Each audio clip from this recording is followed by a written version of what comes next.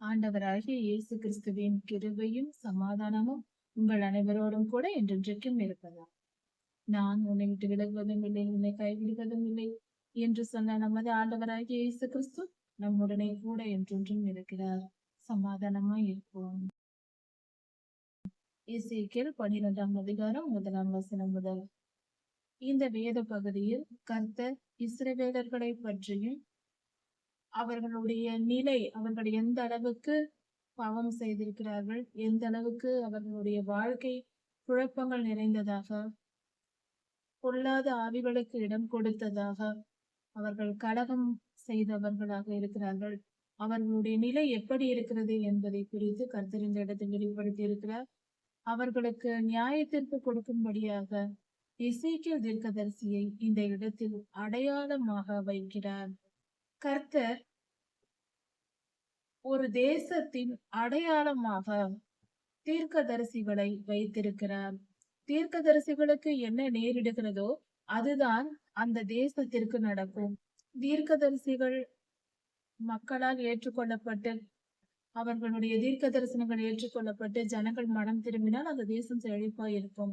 அதே சமயத்தில் தீர்க்கதரிசிகளுக்கு விரோதமாய் செயல்படுகிற ஜனங்களாய் இருந்தால், தீர்க்கதரிசிகளை துன்பப்படுத்தினால் அதே போல அந்த தேசமே துன்பப்படும். ஒரு தேசத்தின் அடையாளமாக கர்த்தர் தீர்க்கதரிசியை வைத்திருக்கிறார். இந்த வேத பகுதியானது சிதேக்கியா ராஜா காலத்தில் சிதேக்கியா ராஜாவும் அவர்களோடு கூட இருந்தவர்களுக்கும் கர்த்தர் கொடுக்கிற நியாய தீர்ப்பை, அதற்கான அடையாளத்தை எசேக்கியேல் ஐயா மூலமா கர்த்தர் எசேக்கியேல் ஐயாவுக்கு தீர்க்க தரிசனமாக சில காரியங்களை சொல்கிறார். அதை செய்யவும் சொல்கிறார். செயல் வடிவத்தில் செய்து காட்ட வேண்டும் என்று சொல்லுகிறார். அறிவியல் பாடம் படிக்கும் போது சில விஷயங்களை பாடமாக படிப்போம், அதை செயல்முறையாக செய்து பார்ப்போம்.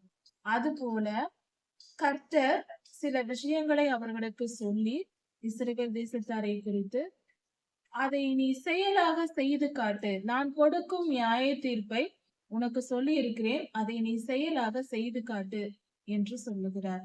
இப்படிதான் தீர்க்கதரிசியை கர்த்தர் தேசத்தின் அடையாளமாக ஏற்படுத்துகிறார். கர்த்தருடைய வார்த்தை எசேக்கியேல் தீர்க்கதரிசியாக்கு உருவாகிறது. நீ கலக வீட்டாரின் மத்தியில் தங்கி இருக்கிறாய் என்று சொல்லுகிறார். கலக வீட்டார் என்றால் என்ன? காணும்படிக்கு அவர்களுக்கு கண்கள் இருந்தும் அவர்கள் காணாமல் போகிறார்கள், கேட்கும்படிக்கு அவர்களுக்கு செவிகள் இருந்தும் அவர்கள் கேட்காமல் போகிறார்கள், இவர்களே கலக வீட்டார் என்று கர்த்தர் சொல்லுகிறார். இந்த வார்த்தையின் பொருள் என்ன? அதாவது கர்த்தர் சொல்லுகிற வார்த்தை, காதுகள் இருந்தும் கேளாதவர்கள், கண்கள் இருந்தும் பார்க்காதவர்கள். நன்றாக கவனித்து பார்ப்போம். கண்கள் இருப்பவர்கள் பார்க்காமல் இருப்பார்களா? ஒரு கூட்ட ஜனங்கள் இருக்கிறார்கள், கண்கள் இருக்கிறது பார்க்கவில்லை, காதுகள் இருக்கிறது கேட்கவில்லை என்றால் இது எப்படி நடக்கும்? காது இருந்தால் பேசுவது கேட்கத்தான் செய்யும், கண்கள் இருந்தால் திறந்து பார்க்கத்தான் செய்கிறோம். இது இயல்பான ஒன்று. ஆனால் கர்த்தர் இயல்புக்கு மாறாக சொல்கிறார். இது இயற்கை மண்டலத்தில் இருக்கிற நம் கண் காதை பற்றி சொல்லவில்லை. கர்த்தர் ஆவிக்குரிய கண்களையும் ஆவிக்குரிய காதுகளை பற்றியும் சொல்லுகிறார். முதல் பொருள். இன்னொரு பொருளும் உண்டு, அதை குறித்து நாம் சற்று தியானித்து பார்ப்போம். அதாவது மனதளவில் அவர்கள் கேட்பதற்கான, அதாவது கண்களும் காதுகளும் இருக்கிறது என்று சொல்லும் போது இது இஸ்ரவேல் ஜனங்களை குறிக்கிறது. இஸ்ரவேலர் என்றால் நம்முடைய தேவனை அறிந்தவர்கள், உடன்படிக்கையை செய்தவர்கள் கர்த்தரோடு. அதாவது இன்றைய நிலையில் பார்க்க வேண்டும் என்றால் கிறிஸ்தவர்கள். இப்படிப்பட்டவர்களை பற்றி தான் கர்த்தர் சொல்லுகிறார். இவர்கள் இன்றைய நிலைக்கு நாம் எடுத்துக்கொள்ள வேண்டும் என்றால் கிறிஸ்தவர்கள் என்று எடுத்துக்கொள்ளலாம். அந்த காலத்தில் இஸ்ரவேலர்கள் என்ற கர்த்தருடைய ஜனத்தை குறிக்கிறது. மொத்தத்தில் கர்த்தருடைய ஜனம். கர்த்தருடைய ஜனம் அப்பொழுது எப்படி இருந்தார்கள் என்று பார்த்தால், அவர்கள் கர்த்தருக்கு பிள்ளைகள் என்று சொல்லிக் கொண்டு தேவாலயத்தில் வந்து கர்த்தருடைய நியமங்களை எல்லாம் கீழ்ப்படிந்து செய்தார்கள். ஆனால் அவர்கள் இருதயம் கர்த்தருக்கு விரோதமாய் இருந்தது. அவர்கள் கர்த்தருடைய வார்த்தையை கேட்கவில்லை. அவர்கள் கர்த்தருக்கு கீழ்ப்படியாமல், கீழ்ப்படிந்து என்றால் பழக்க வழக்கங்களை ஒரு பாரம்பரியமாக கடைபிடித்து செய்துவிட்டு, உண்மையான இருதயத்தோடு கர்த்தர் எந்த பொருளில் ஒரு காரியத்தை செய்ய சொன்னாரோ, அந்த பொருளை மறந்துவிட்டு, கடமைக்காக செயல்பாடுகளை மட்டும், சம்பிரதாயங்களை மட்டும் செய்து கொண்டு, கர்த்தருக்கு கீழ்ப்படியாமல் போனார்கள். இது கர்த்தருக்கு கீழ்ப்படிதல் என்று அவர்கள் நினைத்துக் கொண்டார்கள். ஆனால் அது கீழ்ப்படிதல் அல்ல. மனப்பூர்வமாய் கர்த்தருடைய இருதயத்தின் நினைவுகளை அறிந்து கீழ்ப்படிவதே சரியான முறையா இருக்கும். அதாவது பண்டிகை ஆசரிப்புகளை செய்தார்கள். நியமங்களை எல்லாம் பிடித்தார்கள், பலி செலுத்தினார்கள். ஆனால் மனப்பூர்வமாய் செய்யவில்லை. கர்த்தருடைய வார்த்தைகளை படிக்கவும் இல்லை, கேட்டு தெரிந்து கொள்ளவும் இல்லை, அதற்கு கீழ்ப்படியவும் இல்லை. இன்னும் சொல்ல போனால் விக்கிரக ஆராதனையே செய்தார்கள். எல்லாவித பாவங்களையும் செய்தார்கள். அதனால் கர்த்தர் அப்படி சொல்லுகிறார். அவர்கள் கலக வீட்டார், என் வார்த்தைகளை என்னை பார்க்கவும் இல்லை, என் சொல்லை அவர்கள் கேட்கவும் இல்லை, எனக்கு கீழ்ப்படியவில்லை என்ற பொருளில் சொல்லுகிறார். இது ஒரு பொருள். இன்னொரு பொருள் என்ன? ஆவிக்குரிய மண்டலத்தில் கர்த்தர் தம்முடைய ஜனங்களுக்கென்று கர்த்தரை தெய்வமாய் ஏற்றுக்கொண்டு அவர் அண்டையில் சேர்ந்து அவரை நம்பி இருக்கிற ஜனங்களுக்கு கர்த்தர் ஒரு ஆசீர்வாதத்தை தருகிறார், அன்றும் இன்றும் என்றும். எப்படி என்றால், நம்முடைய ஆவி மனிதன், மனிதன் என்றால் ஆவி, ஆத்மா, சரீரம் என்ற மூன்றும் இணைந்துதான் ஒரு முழு மனிதனாய் நாம் இருக்கிறோம். இந்த ஆவி மனிதனில் நம்முடைய மாம்ச ரீதியான கண்கள் நமக்கு பார்க்கிறது, காதுகள் கேட்கிறது. ஆனால் ஆவிக்குரிய கண்கள், ஆவி மனிதனின் கண்களும் செவிகளும் அடைக்கப்பட்டிருக்கும் போது கர்த்தரை பார்க்கவோ கர்த்தரின் குரலை கேட்கவோ முடியாது.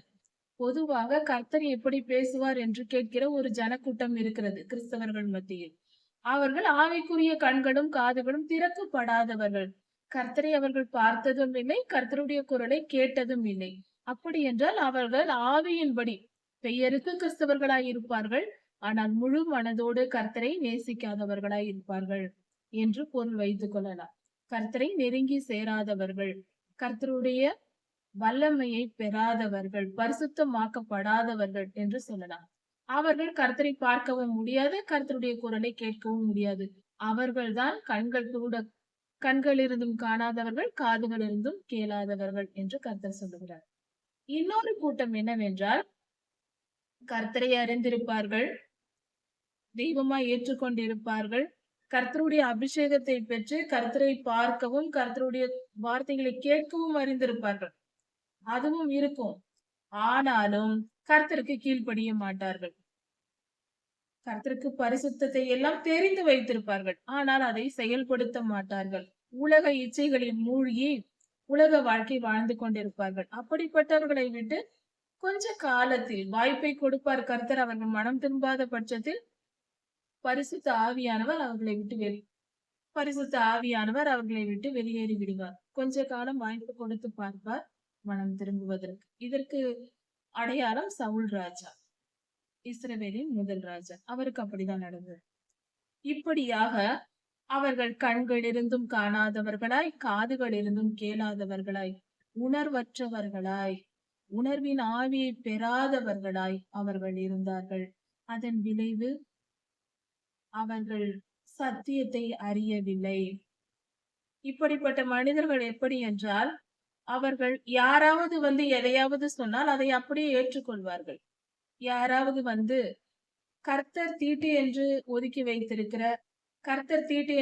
வைத்திருக்கிற விக்கிரகங்களுக்கு படைக்கப்பட்டதையோ, விக்கிரக ஆராதனை படைக்கப்பட்டதை சாப்பிடுவதையோ, விக்கிரகங்களுக்கு படைக்கப்படுவதையோ, ஆராதனை செய்வதையோ யாராவது வந்து சொன்னால் அதை ஏற்றுக்கொண்டு விடுவார்கள். அப்படிப்பட்டவர்களை கண்கள் இருந்தும் காணாதவர்கள், காதுகள் இருந்தும் கேளாதவர்கள். இவர்கள் கலக வீட்டார் என்று சொல்லுவார். இவர்களுக்கு பேர் கலக வீட்டார். ஏன் கலக வீட்டார் என்றால், இவர்கள் கலகம் மூட்டிக் கொண்டே இருப்பார்கள். இவர்கள் சமாதானத்தை விரும்புவதும் இல்லை, நீதி நியாயத்தை கடைபிடிப்பதும் இல்லை, தீமையை விதைத்துக் கொண்டிருப்பார்கள். இப்படிப்பட்டவர்கள் மத்தியில் நீ வாழ்ந்து கொண்டிருக்கிறாய் என்று எசேக்கியேல் தீர்க்கதரிசி ஐயாவுக்கு கர்த்தர் சொல்லுகிறார். இப்படியாக எசேக்கியேல் தீர்க்கதரிசி ஐயாவுக்கு கர்த்தர் சொல்லுகிறார், இவர்கள் கலக வீட்டார் என்று. இன்னொரு காரியம் என்னவென்றால், இது நேரடியான பொருள் இருந்தாலும் அவர்களுடைய செயல்பாடுகள் எப்படி இருக்கும் கலக வீட்டாரின் செயல்பாடுகள் எப்படி இருக்கும் என்றால் பரிசுத்தத்தை விரும்பாதவர்களாய் இருப்பார்கள். எப்பொழுதும் பாவம் செய்வதும் பாவத்திற்கு துணை போவதுமாய் இருப்பார்கள். பொல்லாத ஆவிகளின் செயல்களுக்கு துணை போவார்கள்.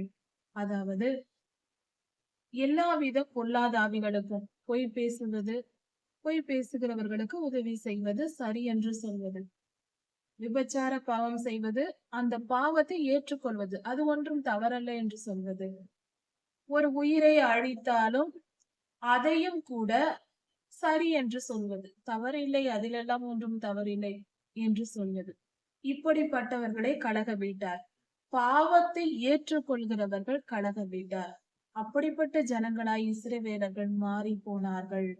அப்படிப்பட்ட நிலையில் அவர்கள் இருந்தார்கள். அதை தான் கர்த்தர் இங்கு வெளிப்படுத்துகிறார் எசேக்கியேல் ஐயாவுக்கு. இவர்கள் உச்சக்கட்ட பாவம், இவர்கள் திருந்த மாட்டார்கள் என்ற நிலைக்கு இவர்கள் வந்து விட்டார்கள். இந்த நிலையில் கர்த்தர் எசேக்கியேல் ஐயாவை தீர்க்க தரிசனமாக சில அடையாளங்களை செய்யும்படி சொல்கிறார். தீர்க்க தரிசனம் சொல்வதும் அதோடு கூட சில செயல்களையும் செய்ய வேண்டும் என்று சொல்லுகிறார். ஒரு அடையாளமாக, செயல்முறையாக அதையும் எசேக்கியேல் ஐயா செய்கிறார். அதை குறித்து கவனிப்போம். கர்த்தர் சொல்லுகிறார், முதலில் சில செயல்களை செய்ய சொல்லுகிறார். எசேக்கியேல் ஐயாவை பார்த்து, நீ பிரயாணப்படு என்று சொல்லுகிறார். தேசத்தை விட்டு இன்னொரு தேசத்திற்கு நாடு கடத்தி கொண்டு போகிறார்கள் என்றால் அவர்கள் திரும்பி வருவார்கள் என்று நிச்சயம் இல்லை. திரும்பி வருவதற்கு வாய்ப்பில்லை என்ற நிலையில்தான் அவர்கள் செல்வார்கள். அப்படி அவர்கள் போகும்போது தங்களுடைய எல்லா பொருள்களையும் ஒரேதடியாக ஊரை விட்டு போகிறார்கள், நாட்டை விட்டே போகிறார்கள். அதனால் எல்லாவற்றையும் எடுத்துக்கொண்டு, சாமான எல்லாம், எல்லா பொருள்களையும், வீட்டில் உள்ள இதையெல்லாம் எடுத்துக்கொண்டு புறப்பட்டு போவார்கள். அது போல நீ பிரயாணப்படு என்று சொல்லுகிறார். அதை எப்படி செய்ய வேண்டும் என்றால், பகல் முழுவதும், அதாவது பகலில் உன்னுடைய பொருட்களை எல்லாம் மூட்டையாக கட்டி வெளியில் வைத்து மாலை வேளையில் நீ புறப்பட்டு போக வேண்டும். உன் இடத்தை விட்டு வேறொரு இடத்திற்கு நீ புறப்பட்டு போ. இது இஸ்ரவேலருக்கு அடையாளமாய் இருக்கிறது. அதாவது இஸ்ரவேல் தேசம் முழுவதும் தேசத்தை விட்டு வேறு தேசத்திற்கு சிறைப்பிடிக்கப்பட்டு போக போகிறது. அதற்கு அடையாளமாக எசேக்கியேல் ஐயாவை இந்த காரியத்தை கர்த்தர் செய்ய சொல்லுகிறார். அவர்கள் கலக வீட்டாரான போதிலும், அவர்கள் மிக மோசமான நிலையில் அவர்கள் கலகம் செய்து கொண்டிருக்கிற ஜனங்களாய் இருந்தாலும் கர்த்தருக்கும் அவர்களுக்கும் சம்பந்தமில்லை என்ற நிலையில் அவர்கள் இருக்கிறார்கள். அப்படிப்பட்டவர்களாய் இருந்தாலும் ஒருவேளை சிந்தித்து உணருவார்கள். ஒரு வாய்ப்பை கர்த்தர் கொடுக்கிறார். எசேக்கியேல் ஐயா செய்வதை பார்த்து என்ன ஏது என்று கேட்டு கடைசியாக அதை பார்த்தாவது அவர்கள் திருந்த மாட்டார்களா என்ற எதிர்பார்ப்பில் கர்த்தர், ஒருவேளை அவர்கள் திருந்தலாம், நீ இப்படி போய் செய் என்று சொல்லி அனுப்புகிறார். பகலிலே உன் சாமான்களை எல்லாம் எடுத்து அடுக்கி கட்டி வெளியே வைத்து மாலை வேளையில் நீ புறப்பட்டு போக வேண்டும் என்று சொல்லு. சிறையிருப்புக்கு போகிறவர்களைப் போல நீ போவாயாக. சிறைப்பிடிக்கப்பட்டு வேறு தேசத்து ராஜாக்கள் சிறைப்பிடித்து கொண்டு ஜனங்களை போனால் அவர்கள் எப்படி போவார்களோ அது போல நீ போவாயாக. பகலில் சாமானை வைத்து இரவில் எடுத்துக்கொண்டு போக வேண்டும். நீ உன் சுவற்றில் துவாரம் விட்டு அதன் வழியாய் செல்வாயாக.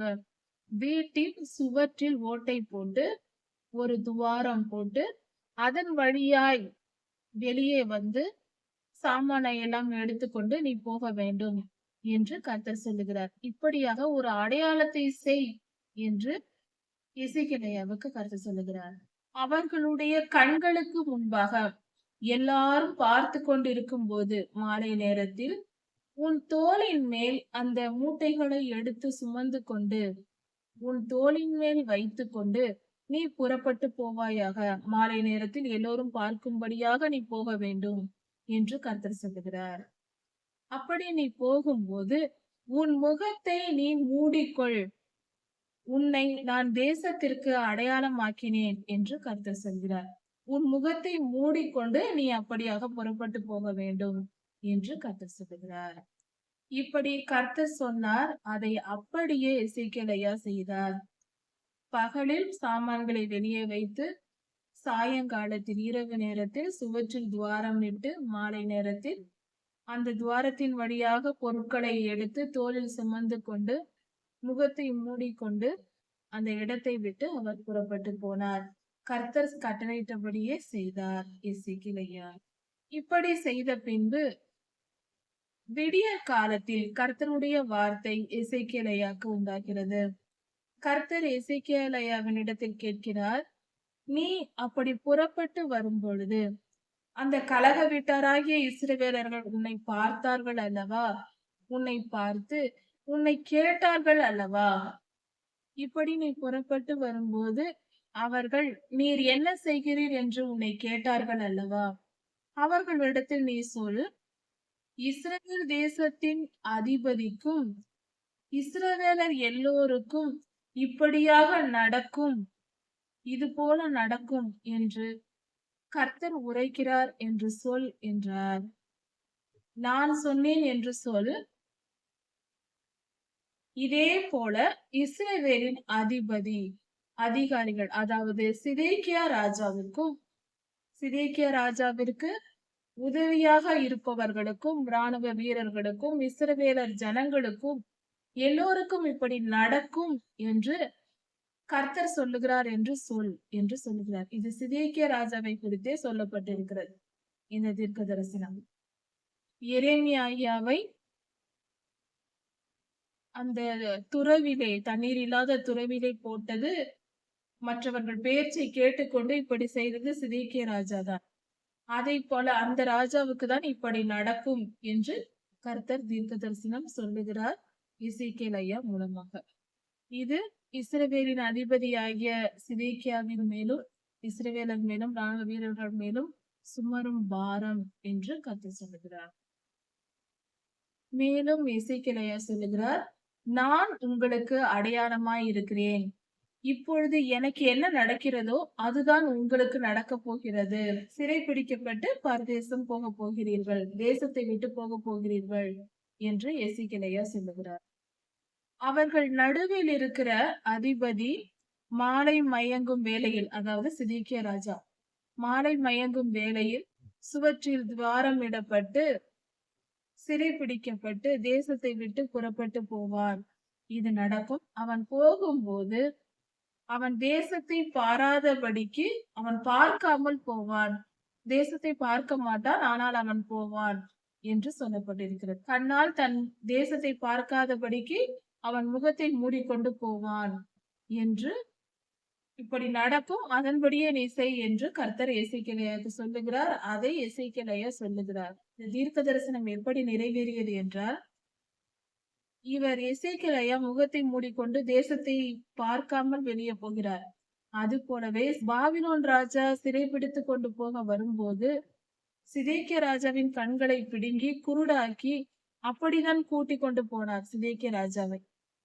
அப்பொழுது அவர் முகத்தை மூடிக்கொண்டு சிதேக்கியா ராஜா தேசத்தை விட்டு வெளியே போனார். இஸ்ரேல் தேசத்தை விட்டு பாபிலோனுக்கு போனார். அதை தான் இங்கு சொல்லப்பட்டிருக்கிறது. மேலும் கர்த்தர் சொல்லுகிறார், நான் என் வலையை அவன் மீது வீசுவேன், அவன் கண்ணியில் விழுவான், அவனை கல்தேயர் தேசமாகிய பாபிலோனுக்கு கொண்டு போக பண்ணுவேன், அங்கே அவன் இறந்து போவான் என்று கர்த்தர் சொல்லுகிறார். ஆனாலும் அந்த தேசத்தை அவன் காண மாட்டான் என்றால் கண்கள் பிடுங்கப்பட்டிருக்கிறது, பார்வை போய்விட்டது, அதனால் அந்த தேசத்தை பார்ப்பதில்லை சிதேக்கியா ராஜா. இது இப்படிதான் நடந்தது. அதற்கு உதாரணமாக எசேக்கியா அடையாளமாக செய்து காட்டினார். இதைதான் கர்த்தர் வெளிப்படுத்தினார். அவனுக்கு உதவியாக, சிதேக்கியா ராஜாவுக்கு உதவியாக இருக்கிற அவனுடைய ஜனங்கள், இராணுவ வீரர்கள், இவர்களை எல்லாம் நான் எல்லா திசைகளிலும் தூற்றி எல்லா திசைகளிலும் சிதறி போக பண்ணி அவர்கள் பின்னாக நான் பட்டயத்தை உருவுவேன் என்று கர்த்தர் சொல்லுகிறார். மிகப்பெரிய அழிவை கட்டளையிடுவேன் என்று கர்த்தர் சொல்லுகிறார். அப்படி நான் அவர்களை ஜாதிகளுக்குள் தூற்றி சிதறடிக்க பண்ணும்போது, எல்லா தேசங்களிலும் விரட்டி விட்டு அவர்களை சிதற பண்ணும்போது நான் கர்த்தர் என்று தெரிந்து கொள்வார்கள். துன்பம் வந்தால்தான் கர்த்தரின் அருமை மனிதனுக்கு புரியும். அதனால் கர்த்தர் வெளிப்படுத்துகிறார், இப்படியாக நான் செய்வேன், அவர்களை தண்டிப்பேன் என்று சொல்கிறார். இப்படி அந்த ஜனங்கள் புறப்பட்டு போகும்போது அங்கு எல்லோரும் இறக்க மாட்டார்கள், கொஞ்ச பேரை நான் மீதியாக வைப்பேன். எதற்கு என்றால், அவர்கள் செய்த அக்கிரமத்தை அவர்கள் வாயாலே சொல்ல வைப்பதற்காக கொஞ்சம் ஜனங்களை நான் மீதியாக வைப்பேன். கொள்ளை நோய்க்கும் பஞ்சத்திற்கும் பட்டயத்திற்கும் தப்புவித்து கொஞ்சம் பேரை நான் பாதுகாத்து வைப்பேன். நாங்கள் இந்த பாவம் செய்தோம், அதனால்தான் எங்கள் தேசம் இப்படி அழிந்தது என்று சொல்வதற்காக கொஞ்சம் ஜனங்களை நான் மீதியாக வைப்பேன் என்று கர்த்தர் சொல்லுகிறார். அவர்கள் பரிசுத்த உள்ளத்தோடு தாழ்மையோடு இருக்கிறவர்கள். கொஞ்சம் பேரை மீதியாய் வைப்பேன் என்று கர்த்தர் சொல்லுகிறார். அப்பொழுது நான் கர்த்தர் என்று அவர்கள் அறிந்து கொள்வார்கள். இப்படியாக செய் என்று கர்த்தர் சொல்லுகிறார். அது மட்டுமல்லாமல் இன்னும் சில காரியங்களை செய்ய சொல்லுகிறார். உன் அப்பத்தை நீ நடுக்கத்தோடு புசித்து, எசேக்கியேலுவுக்கு கர்த்தர் சொல்லுகிற வார்த்தை. நடுக்கத்தோட உன் அப்பத்தை புசித்து உன் தண்ணீரை விசாரத்தோட குடிப்பாயாக. வேதனையோடு தண்ணீரை குடித்து நடுக்கத்தோடு உணவை சாப்பிட்டு, அதாவது சாப்பிடும்போது கூட சந்தோஷமாய் நிம்மதியா சாப்பிடாதபடிக்கு மிகுந்த துன்பமும் துயரமும் உண்டாகும். அப்படி நீ செய் என்று கர்த்தர் சொல்லுகிறார். இது இஸ்ரவேலருக்கு அடையாளமாவதற்கு. அவர்களுக்கு அப்படி நடக்க போகிறது. வேதனையோடு, அதாவது நடுக்கத்தோடு சாப்பாட்டை சாப்பிட்டு வேதனையோடு தண்ணீர் குடிக்கும் நிலை வரப்போகிறது. அவர்கள் செய்த அக்கிரமத்திற்கு கர்த்தர் நியாயத்திற்கு கொடுக்க போகிறார் என்று பொருள். நடுக்கத்தோடு இஸ்ரவேல் ஜனங்கள் அப்பத்தை புசித்து விசாரத்தோடு தண்ணீரை குடிப்பார்கள். இப்படி ஜனங்களுக்கு நடக்கும், பொது ஜனங்களுக்கு, இஸ்ரவேலில் உள்ள ஜனங்களுக்கு இப்படியாக நடக்க போகிறது என்று கர்த்தர் சொல்லுகிறார். அங்கு தேசத்தில் நடக்கிற கொடுமைகளின் நிமித்தம் அநேகம் பேர் அழிந்து போவார்கள். அது பாழாய் போகும். தேசம் பாழாகி விடும். ஜனங்கள் இல்லாமல் எல்லோரும் அழிவதினால் அங்கு ஜனங்கள் இல்லாமல் பாழாய் போகும் என்று கர்த்தர் சொல்லுகிறார். இப்படி நடக்கும் போது நான் கர்த்தர் என்று தெரிந்து கொள்வீர்கள். நீங்கள் செய்த தவறுகளுக்கு நான் தண்டிக்கும் பொழுது என் வல்லமையை நீங்கள் புரிந்து கொள்வீர்கள் என்று கர்த்தர் சொல்லுகிறார். இன்னும் ஒரு கேள்வியை கர்த்தர் எசேக்கியேலிடத்தில் கேட்கிறார். அதாவது, மனுபுத்திரனே, நீங்கள் எல்லாம் உங்கள் தேசத்தில் இப்படி சொல்லுகிறார்களே, அது என்ன?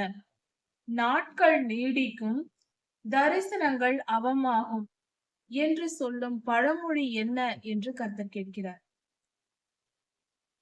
இது எப்படி இருக்கிறது? அதாவது, கர்த்தர் நியாய தீர்ப்பு கொடுக்கும் நேரம் வந்தது என்று தீர்க்க தரிசனம் சொன்னால், இந்த ஜனங்கள் என்ன சொல்லுகிறார்கள்? இஸ்ரவேலர்கள் அவர்கள்தான் கலகக்காரர்கள் ஆயிற்றே. பொல்லாத ஆவி பிடித்து விக்கிரக ஆராதனை செய்து பொல்லாத ஆவி அதனால் பிடிக்கப்பட்டு அதனால் பாவத்திற்கும் இச்சைக்கும் இடம் கொடுத்து பாவிகளாய் வாழ்ந்து கொண்டிருக்கிறவர்கள், கலகக்காரர்களாய் இருக்கிறார்கள். அவர்கள் என்ன சொல்லுகிறார்கள்? தீர்க்க தரிசனங்கள் நடக்காது, அது நடப்பதற்கு நீண்ட நாட்கள் ஆகும், கால தாமதமாகும், நீண்ட காலம் ஆகும் என்று சொல்வது. தீர்க்க தரிசனங்கள் அவமாகும், அதெல்லாம் நடக்கவே நடக்காது என்று சொல்வது. இப்படியாக பழமொழி வைத்திருக்கிறீர்களே, இது என்ன? நாட்கள் நீடிக்கும் என்று சொல்வது, தரிசனம் நடக்காது என்று சொல்வது, இது என்ன? இவ்வளவு அக்கிரம சிந்தை உள்ளவர்களா இருக்கிறீர்களே என்று கர்த்தர் கோபம் கொள்கிறார். இப்படி நீங்கள் சொல்லி வருவதினால் நான் என்ன செய்ய போகிறேன் என்றால், தீர்க்க தரிசனங்கள் உடனே நிறைவேறும்படி செய்ய போகிறேன். நாட்கள் நீடிக்கும் என்பதும் தரிசனம் அவமாகும் என்ற சொல்லையும் அழித்து போடுவேன். இனி இந்த ஜனங்கள் அதை சொல்ல மாட்டார்கள். அதன்படி நான் தீர்க்க தரிசனங்களை உடனே நிறைவேற்றுவேன் என்று கர்த்தர் சொல்லுகிறார். இஸ்ரவேல் வம்சத்தாரின் நடுவில் இனி கள்ள தீர்க்க தரிசனமும் முகஸ்துதியான குறி சொல்லுதலும் இனி இல்லாமல் போகும். கள்ள தீர்க்க தரிசனங்கள் இருந்து வந்தது. கர்த்தரை பார்க்காமல், கர்த்தருடைய வார்த்தையை கேட்காமல் இவர்களாக கற்பனை செய்து ஜனங்களை திருப்திப்படுத்தும்படியாக தீர்க்க தரிசனம் சொல்லுவது. இப்படி சொல்லிக் கொண்டிருந்தார்கள் அல்லவா? அது இனி நடக்காது, அதையெல்லாம் நான் அழித்து போடுவேன் என்று கர்த்தர் சொல்லுகிறார். குறி சொல்லுதலும் இனி இல்லாமல் போகும். நான் கர்த்தர், நான் சொல்லுவேன், நான் சொல்வதுதான் நிறைவேறும் என்று கர்த்தர் சொல்லுகிறார். இனி தாமதியாது, நான் சொல்லும் வார்த்தை நிறைவேறும். கலக வீட்டாரே, நான் சொல்லுவேன், நான் சொல்லும் வார்த்தை நிறைவேறும், இனி தாமதிக்காது என்று கர்த்தராகிய ஆண்டவர் சொல்லுகிறார். இதற்கு அடுத்ததாக இன்னொரு முறை கர்த்தருடைய வார்த்தை எசேக்கியேல் ஐயாவுக்கு வருகிறது. அப்பொழுது கர்த்தர் சொல்லுகிறார், மனுபுத்திரனே, இஸ்ரவேலர்கள் சொல்லுகிறார்கள், இவன் காண்கிற தீர்க்க தரிசனம் நிறைவேறுவதற்கு அநேக நாள் செல்லும் என்று சொல்லுகிறார்கள். தூரமாய் இருக்கிற காலங்களை குறித்து இவன் தீர்க்க தரிசனம் சொல்லுகிறான் என்று சொல்லுகிறார்கள். அதாவது இன்னும் 1000 வருடம், இன்னும் 500 வருடம், இன்னும் 100 வருடம் கழித்து நடக்க போகிற காரியங்களை இந்த தீர்க்க தரிசனமாக சொல்லியிருக்கிறார். இது இப்பொழுதெல்லாம் நடக்காது என்று சொல்லிக் கொள்கிறார்கள். இப்படி இவர்கள் சொல்லிக் கொள்வதினால் இனி ஒரு வார்த்தையும் என்னுடைய வார்த்தை தாமதியாவது, நான் சொல்லுகிற காரியத்தை உடனே நிறைவேற்றுவேன் என்று கர்த்தர் சொல்லுகிறார். இப்படி ஜனங்கள் தவறான புரிதலோடு தவறான வாழ்க்கை வாழ்ந்தார்கள். தீர்க்க தரிசனத்தை பொய் என்று சொன்னார்கள், அது நடக்காது என்று சொன்னார்கள், காலதாமதமாகும் என்று சொன்னார்கள். இப்படியாக தனக்கு தோன்றினதை எல்லாம் சொல்லிக்கொண்டு தங்களை தாங்களே ஏமாற்றிக் கொண்டார்கள். கர்த்தருக்கு கீழ்ப்படியாததினால் அவர்கள் அத்தனை துன்பத்தையும் அனுபவித்தார்கள். கர்த்தர் நம்மை பாதுகாக்க நினைக்கிறார். நாம் அவருக்கு கீழ்ப்படிந்தால் நாம் பத்திரமாய் நிம்மதியாய் செழிப்பான வாழ்வை வாழலாம். அவருக்கு கீழ்ப்படியாமற் போகும்போது நியாய தீர்ப்பையே நாம் சுமக்க வேண்டியிருக்கும். கர்த்தர் மிகவும் நல்லவர். அவர் திருக்கரங்கள் நமக்கு நன்மை செய்ய ஆயத்தமாய் இருக்கிறது. அதை புரிந்து கொண்டு செயல்படுவோம். கர்த்தரின் வல்லமை உணர்ந்து கொள்வோம். நம்மை தாழ்த்துவோம். கர்த்தரை உயர்த்துவோம். அவர் நல்லவர். இதன் தொடர்ச்சியை அடுத்த செய்தியில் பார்க்கலாம். நமது ஆண்டவராகிய இயேசு கிறிஸ்து சீக்கிரம் வரப்போகிறார். அவருடைய வருகைக்கு நாம் ஆயத்தமாவோம். கர்த்தர் உங்களை ஆசீர்வதிப்பாராக. மாரநாதா.